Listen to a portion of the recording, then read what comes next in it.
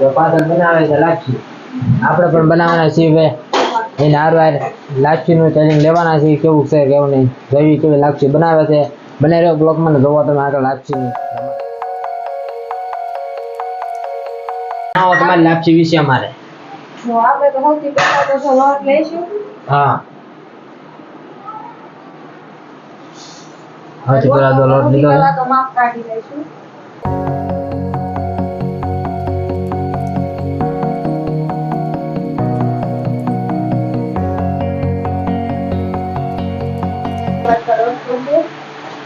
આપણે એની સામે 2 વાટકા લોટ હોય એટલે 1 વાટકી અને જરી એટલું આપણે એની સામે પાણી લઈશું.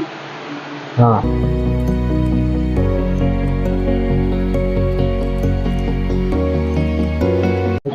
આપણે તપેલું પાણી નાખીશું. 2 વાટકા લોટ છે એટલે આપણે 1 વાટકો થોડું પાણી નાખશું. આપણે કરશે એટલે લાપસી એકદમ મસ્ત ચીકી લાપસી બની છે. પાણી નાખ્યું છે. ગોળ નાખવાનો છે.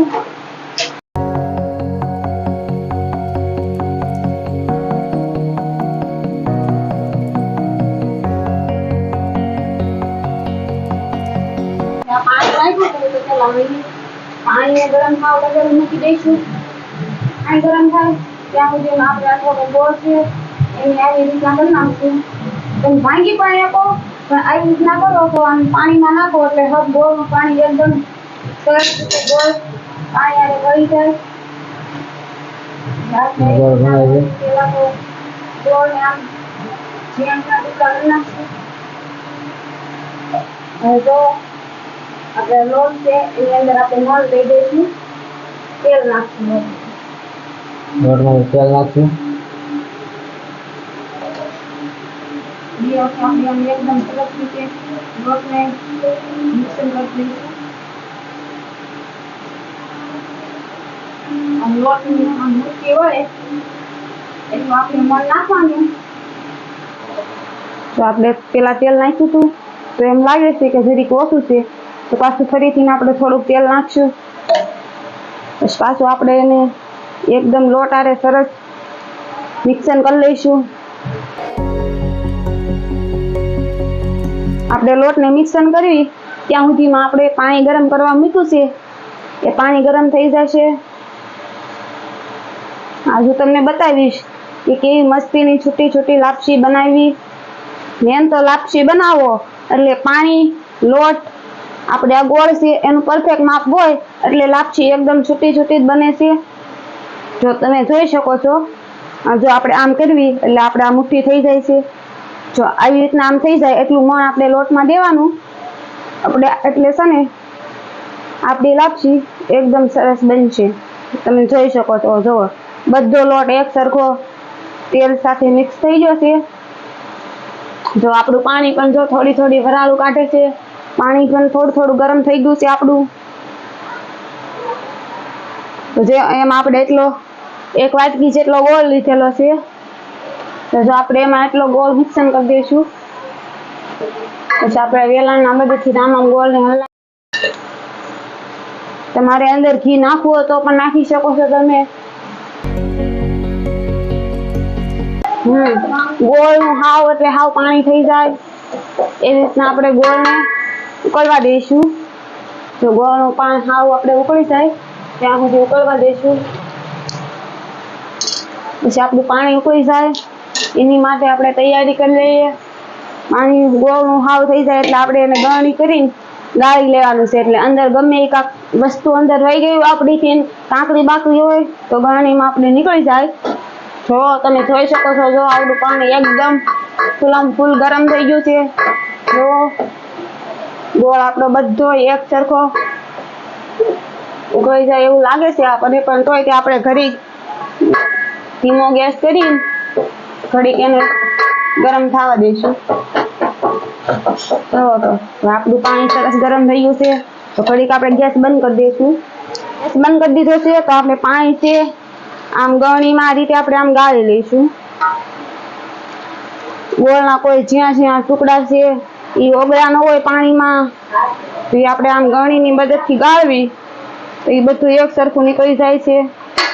જો તમે જોઈ શકો જો આવી રીતના તપેલીમાં ગમે કોઈક ઝીણી વસ્તુ કાંક રહી જાય તો એ પછી આપણે જમવા બેસી તો આપણે નડે એમ.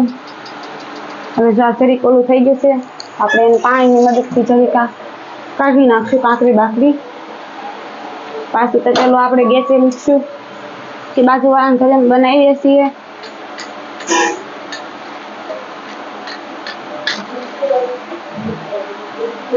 જો આ તપેલું પાછું અહીંયા મૂકશું. તો જો આપણે પાણી પાછું આ તપેલીમાં નાખી દઈશું. પાણી ગાળા નાખ્યું છે સરસ. પાણી આપણું ગરમ જ છે.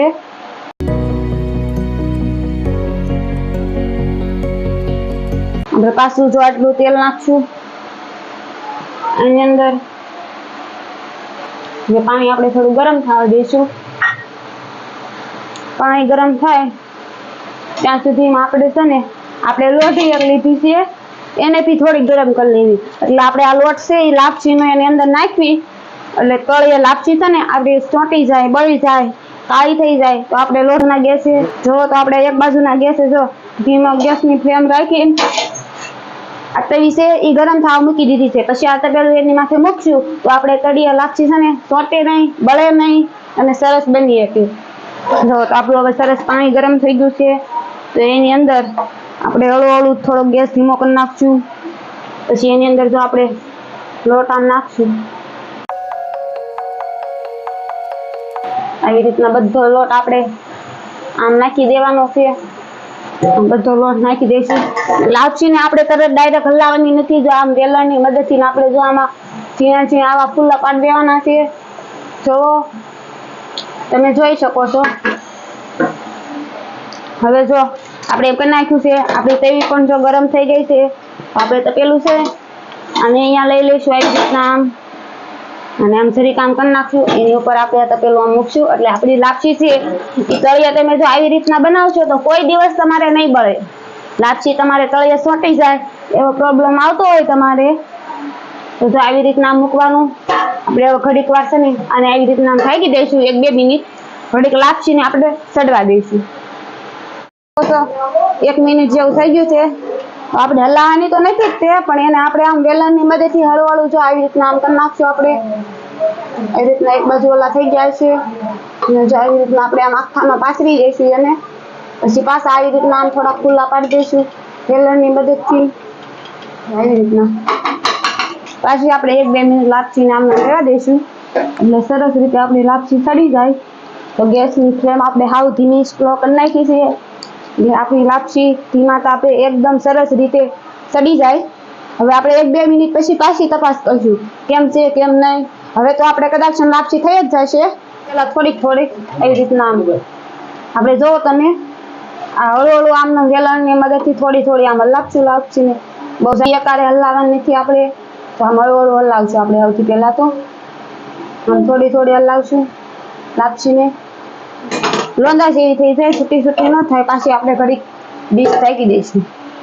તો હવે આપણે જોઈએ આપણી લાપસી કેમ છે કેમ નહીં.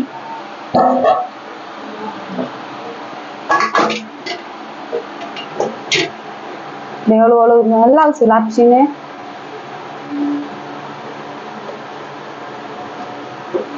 તમે જોઈ શકો જો આપણી લાપસી એકદમ છૂટી પડવા મળી છે. જો આપણી લાપસી હવે એકદમ છૂટી થઈ જશે તો આપણે ઘડીક હલાવવાની છે લાપસીને આમ ઘડીક સરસ હલાવી એટલે લોટની કોઈ ગોળ્યું છે એવું થઈ જાય.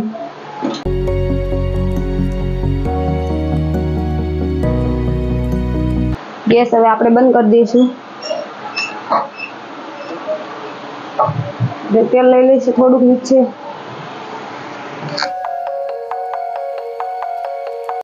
જો તમે જોઈ શકો છો એકદમ છૂટી લાપસી ખાવા મળી છે.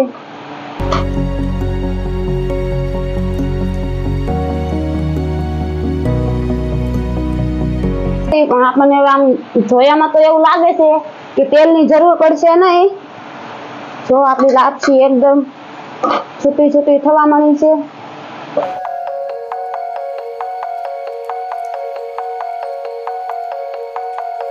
ચાલો દોસ્તો, તો તૈયાર છે હવે આપણી લાપસી. તમે જોઈ શકો છો લાપસી કેવી સરસ બની છે. તો તમને અમારી લાપસીની રેસીપી કેવી લાગી? સરસ લાગી હોય તો લાઈક કરજો, સબસ્ક્રાઇબ કરજો અને કોમેન્ટ કરજો, અને જરૂર ને જરૂર તમારા દોસ્તોને શેર કરજો. તો બન્યા રહેજો અમારી યુટ્યુબ ચેનલ પર રોજ નવા બ્લોગ જોવા માટે. અમારી ચેનલનું નામ છે યુટ્યુબમાં સંજના મકવાણા. તો ચાલો દોસ્તો, બાય બાય.